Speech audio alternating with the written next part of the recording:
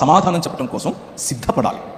సిద్ధపాటు అన్నది చాలా ఇంపార్టెంట్. ఈ రోజుల్లో మీరు కనుక యూట్యూబ్ వగేరాలు చూస్తే, ఫేస్బుక్, ఇన్స్టా వగేరాలు చూస్తే, సిద్ధపాటు లేకుండా ఏదో చెప్పడానికి, ఏదో అలా దాటివేయటానికి, లేకపోతే తెలియనిది తెలిసినట్లుగా చెప్పడానికి చేసే ప్రయత్నాలు ఎక్కువ కనిపిస్తాయి.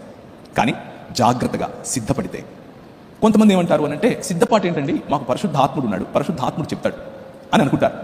కానీ ప్రియమైనటువంటి young people, Holy Spirit, the power of Holy Spirit, the presence of Holy Spirit is very, very important. But the power and the presence of the Holy Spirit will inspire you to prepare, not to be prepared less. A answer తెలియనటువంటి వాడిగా దద్దమ్మలాగా కూర్చుని నోటికి ఏదొస్తే అది చెప్పి పరిశుద్ధాత్మ చెప్పాడు అని చెప్పడం కోసం కాదు పరిశుద్ధాత్ముడు మనకి ఇవ్వబడింది. పరిశుద్ధాత్ముడు మనల్ని ప్రిపేర్ అవ్వమని చెప్తాడు. స్టేజ్ ఎక్కడానికి ముందు you need to be prepared. Mic పట్టుకోవడానికి ముందు you need to be prepared. ప్రజలతో మాట్లాడటానికి ముందు you need to be prepared. కానీ వాక్య సంబంధమైనటువంటి సిద్ధపాటు, ఏదో యూట్యూబ్లో కొన్ని మాటలు విని, వికీపీడియా చదివి, గూగుల్లో సెర్చ్ చేసి క్రీస్తు గురించి నేను మాట్లాడతాను అని అనుకుంటే you will be at fault. You will disappoint both God and yourselves. వికీపీడియాలు, యూట్యూబ్లు, గూగుల్ సెర్చ్లు, చాట్ జీపీటీలు కాదు, వాక్యం. దేవుని వాక్యంలో మీ వేళ్ళూరాలి.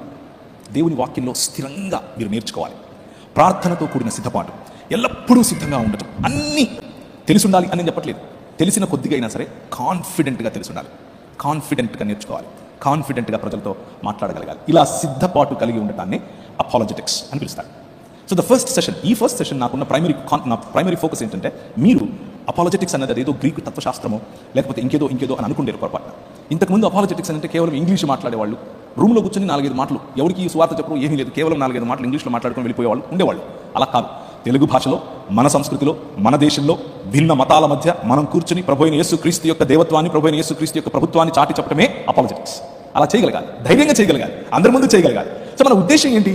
మన ఉద్దేశం నేను నిలబడుకుని నాకు ఇంత జ్ఞానం ఉంది చూడు అని చూపించుకోవడం కోసం కాదు. మన ఉద్దేశం నేను ఇంత మాటకారుని చూడు అని ప్రజల ముందు చెప్పుకోవడం కోసం కాదు. మన ఉద్దేశం వాదనను గెలవటం కాదు. మన ఉద్దేశం వ్యక్తిని గెలవటం. మన ఉద్దేశం ప్రేమను చాటి చెప్పడం. మన ఉద్దేశం మన రాజు, ఆ రాజుకు తగినటువంటి మాటలను చెప్పడం, ఆ రాజుకు తగినటువంటి హుందాతనంతో క్రీస్తు ప్రేమను చెప్పడం. హుందాతనం మర్చిపోయి లోకల్గా చాలా చిన్న మెదుడుతో తప్పుడు భాష మాట్లాడుతూ ఎవరైనా మీతో మాట్లాడితే, వాళ్ళకి మళ్ళీ మీరు అలాగే తప్పుడు భాషతో, చిన్న మెదుడుతో మీరు ఇంటరాక్ట్ అయితే, you are not representing your king. మీరు మీ ప్రభువును, మీ రాజును మీరు రిప్రజెంట్ చేయటం లేదు. అక్కడ సరిగ్గా రిప్రజెంట్ చేయాలి. You need to be prepared to do that. సమాజాన్ని తిట్టడం కాదు అపాలజెటిక్స్ అంటే.